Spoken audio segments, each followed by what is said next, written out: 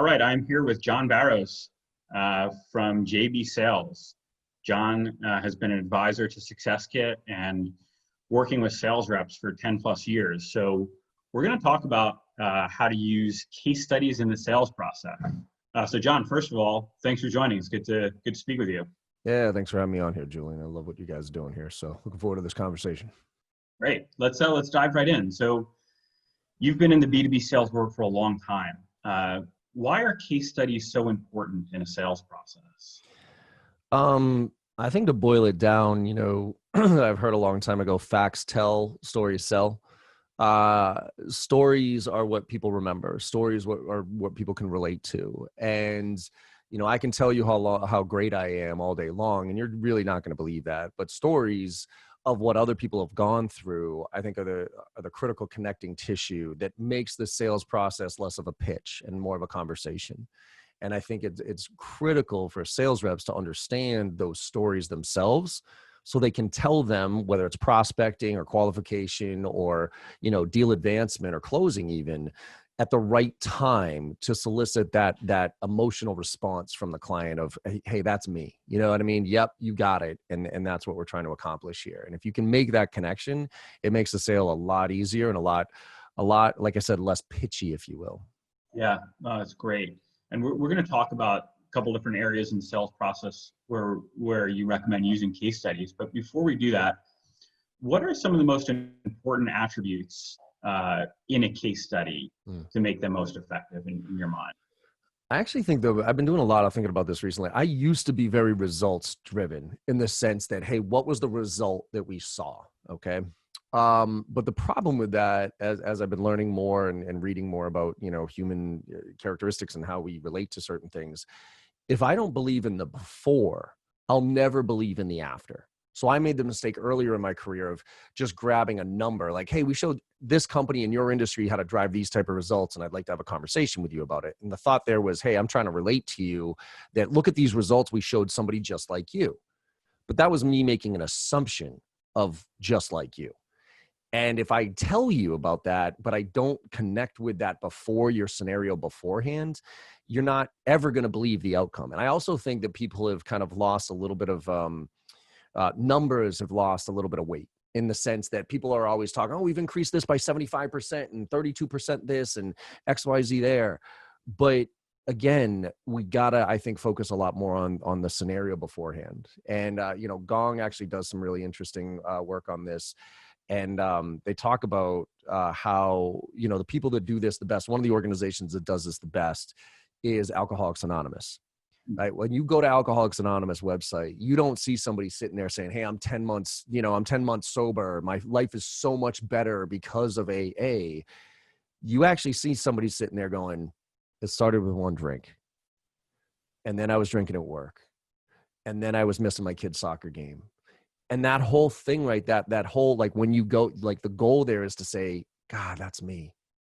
And once I get you to say, that's me, now I can get you to buy into the outcome of what I can do for you.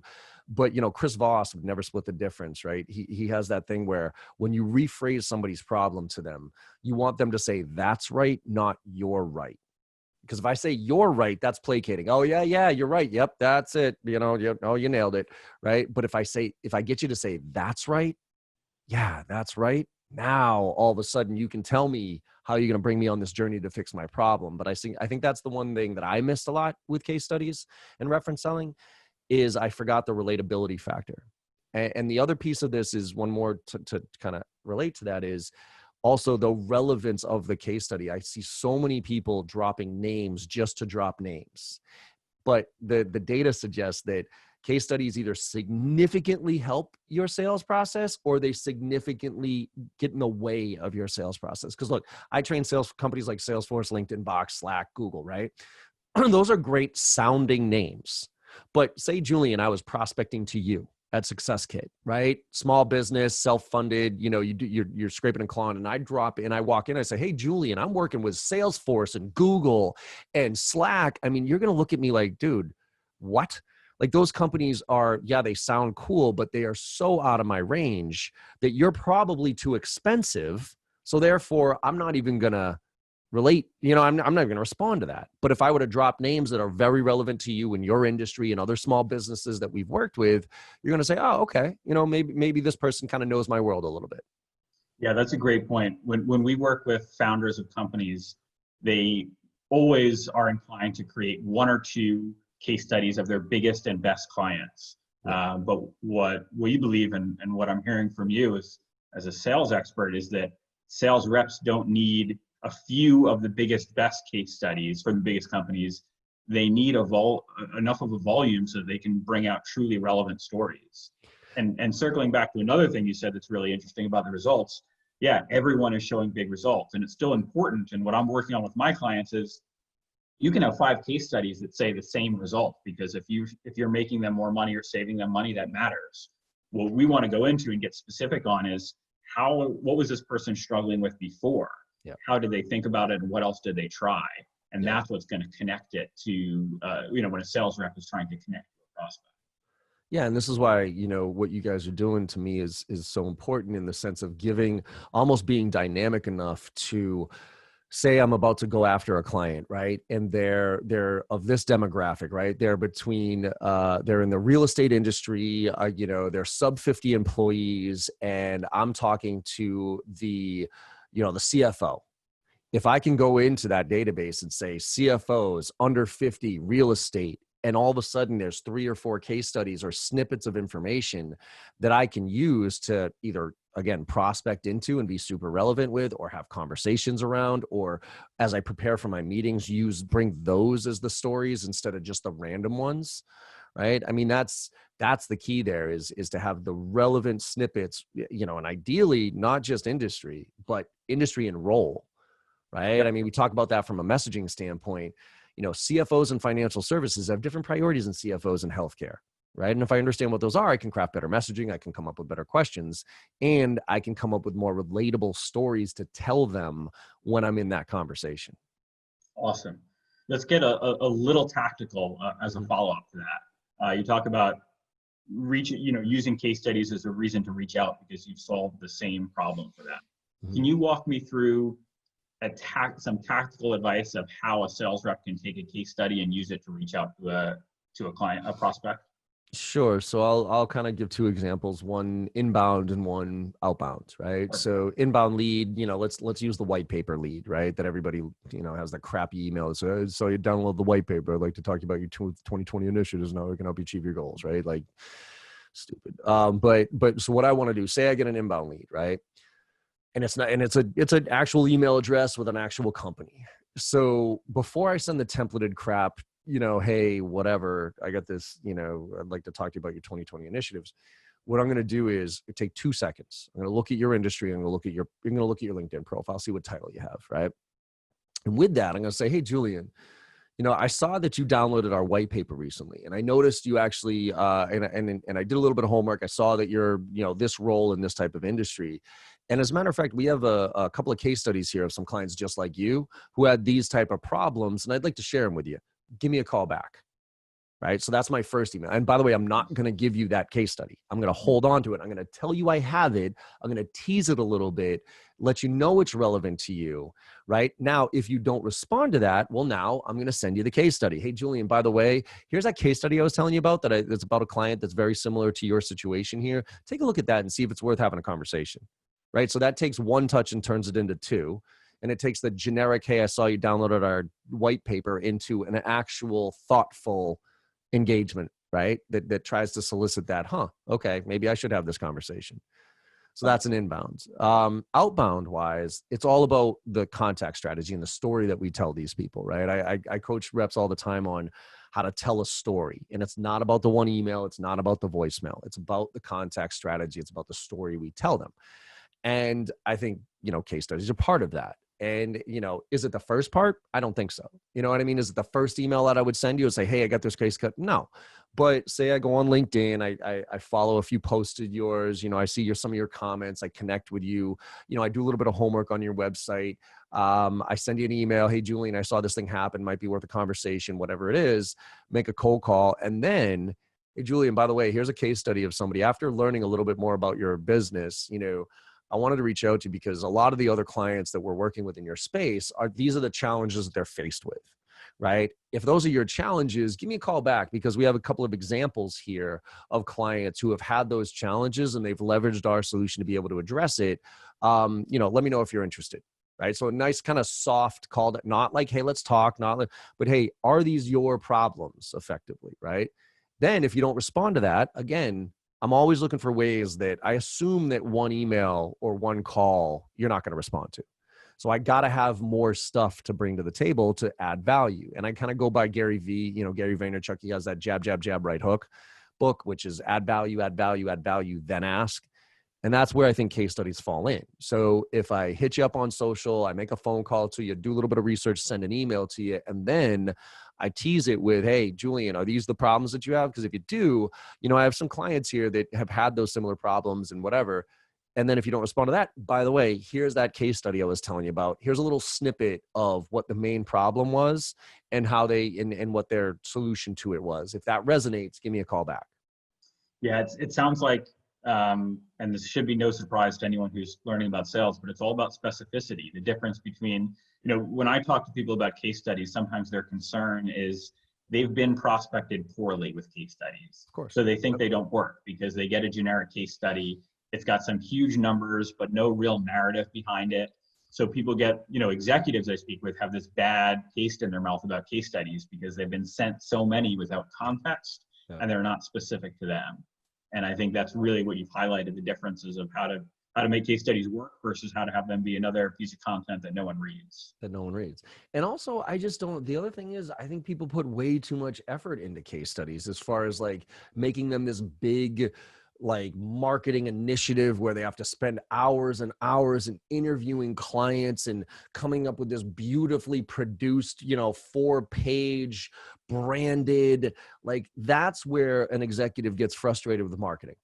Because if I'm a CEO and all of a sudden my marketing department has gone on this huge initiative to develop these detailed case studies, and now there are these 4 to 5 page documents that now nobody uses or reads, I'm now like, what in the hell are we doing with this? And I'm yelling at but if I get a process to follow where it just quickly pumps out like, hey, here's what the problem was, here's what the issue was, here's what the solution, and I can then leverage these in different areas and start to track which ones are gaining traction, for either downloads or whatever it is. Now all of a sudden I can start to see how they work as part of the overall marketing, communications, contact strategy approach here. Yeah. That we could have a whole other conversation about the right length for a case study, but we at SuccessKit, we totally agree with you. Most of our case studies are either 1 or 2 pages, and that's really all we feel we need to get the message across. So couple final questions. You spoke about using case studies as a reason to reach out to prospects. I want to speak about later towards the end of the sales cycle, because one of the reasons that a lot of my clients want to develop case studies is to avoid overusing references where you actually have to introduce your prospect to a client. Mm-hmm. It is so annoying, it's inefficient, and people want to change that by creating a case study once and using it to replace that. But that's not always possible. So I'll leave it to you. What are your recommendations for using case studies at the very end of the cycle where you already know what the problem is, you've showed them how you can solve it, and it's more of a get comfortable with us and move forward type of situation? How do you see case studies fitting in there? I don't necessarily know if they fit great at the closing stage. You know what I mean? I think it's a false narrative for executives to think that me giving you a case study is going to replace me talking to a human being and actually asking some questions like that. Just if I were to think about that as a buyer, there's no way I'm ever going to trust what's on a piece of paper compared to having a conversation with somebody. Now, we all know that case studies, we all know that references are a controlled experiment. I'm not going to give you crappy references. And so to me, they're almost always a check off the box thing anyways. So, it's funny. I haven't used references and I'd say probably maybe 5% of the deals that I've closed in the past 10 years have asked for references. And it's because I've been more strategic with how I've used those stories and case studies throughout the sales process, right? So it's more about, let's talk about objection handling. I think case studies are great when it comes to objection handling, because there's the old if you look at objection handling techniques, right? One of the most famous ones is feel, felt, found. Look, I totally understand how you feel about that. Other people felt the same way. What they found was, right? Now, again, when I coach people, don't actually use the words feel, felt, found, right? But guess what feel, felt, found is? It's a case study. Hey, Yep. actually, you know what, Julian? It's interesting you bring up that point. Another client had that issue, and this is actually what they did with it. And afterwards, they found that, right, there's feel, felt, found, right? And so I think if you use them strategically as far as part of your presentations, how to relate to people, how to set the stage for the conversation, how to deal with objections, that's what's going to get it so that you don't have to go check references to the end. It's not that the case study is going to replace the reference check at the end. It should eliminate it. It should eliminate the need for that, right? So that's kind of my theory on it, and my experience with it is, and I say that in all actuality, I haven't really thought about it until this conversation, but I honestly can't tell you the last time I've given references. Yeah, I haven't given a reference in probably a year myself too. It seems to be fading away a little bit. Yeah. I'm not sure if that's across industries, because my clients do talk about it a decent amount of trying to reduce that. I would guess that smaller businesses who are trying to get their name out there and stuff like that, and there's no brand recognition, you know what I mean? They want to hear somebody. And I think that's probably what you're hearing from these executives is, I only have like one or two really good customers, and I don't want to abuse them. So can I stop doing that? And when you're grinding your way through, no, there's not like I want some proof points that and I want to talk to some people, and I want to hear real ones. So I would almost, with your first few customers, advise executives who are building their businesses and stuff, I would actually bake that into the sale, if you will. So if the client, because you're usually going to have to negotiate pretty hard to get, and probably give up some things that you would never give up if you're a mature business, you know what I mean? And streamline and stuff. But early days, I remember for me, when I was doing sales training, I got Salesforce as my kind of marquee client, and I worked my ass off to over service them. You know what I mean? I would give them pricing that I would never give anybody else. I flew to Singapore for a day more times than I'd like to admit. And I would never do that for somebody, but because I knew that if I got Salesforce as my marquee client, that the rest of my life would be pretty damn easy as it related to going after other SaaS businesses, right? So I think as you're negotiating with a client and those first few clients, when they, at the end, when they start asking for discounts and what kind of special, hey, we're taking a risk on you as a business, the give-get component of that is, hey, look, okay, why don't we lock into pricing at this level? With that, we're trying to build our business right here. I'm going to ask that I'm going to need to use you as a reference more often than not. So would you be willing on, at least, probably 3, 4, 5 times a month to be a reference for? So as long as you set the expectation with the client and give get right there, I think that's where you'll have an advocate to help you try to build your business. But I wouldn't look to say I'm going to be able to replace, especially in the initial stages of my business.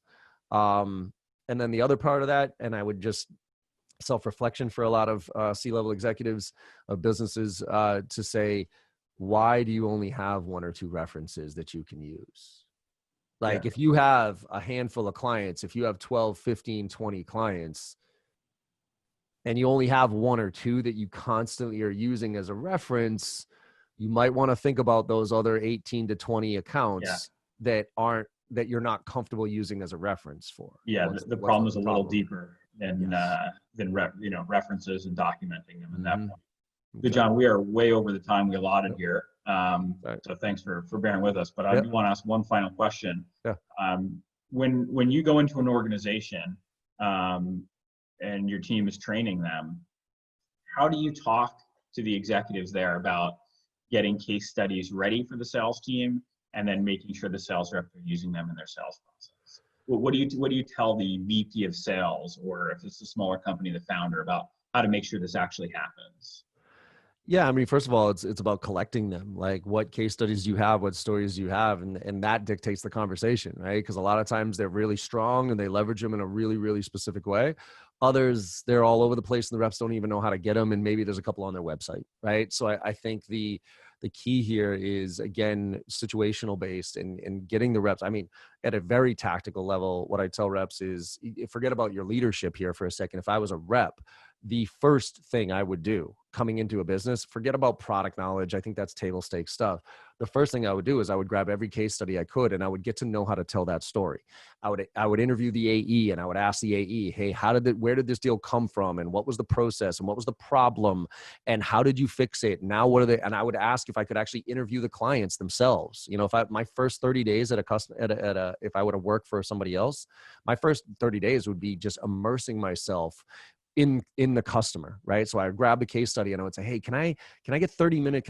I'll talk to customer success and say, hey, can I get 30 minutes on that customer's calendar? I just had some questions about this case study so I could internalize it a little bit myself, right?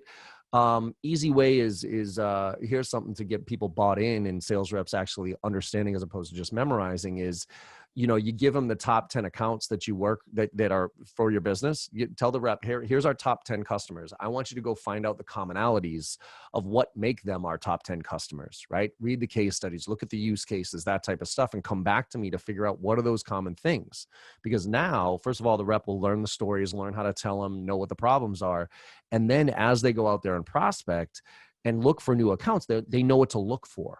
You know what I mean? And it's not just hey, they're between 10 and 200 employees and they're in these industries. It's just like, no, these are the problems that we're looking for. And when I see that problem, now I can have a genuine conversation about, hey, Julian, you know what I mean? I've been researching, and guess what? You know, I noticed you guys are doing some really, you know, interesting, complex things in these areas. And I'm kind of curious because I've been talking to some of our other customers that were in that space. How are you currently... Right now, you're genuine with your questions. Now you're genuine with your connections, and you're just not forcing it. So I think it's about just, you know, maybe once a week, right? Having a team, grab a case study, tell the story, right? What happened? What was the client's issues? And then where are the areas? What are the questions you can ask to uncover that thing? You know what I mean? So what I'm going to do is I'm going to coach the reps based on those problems that the client had, that our customers had and what we've solved with them. I'm now going to coach the reps on questions we can ask our prospects to uncover those problems.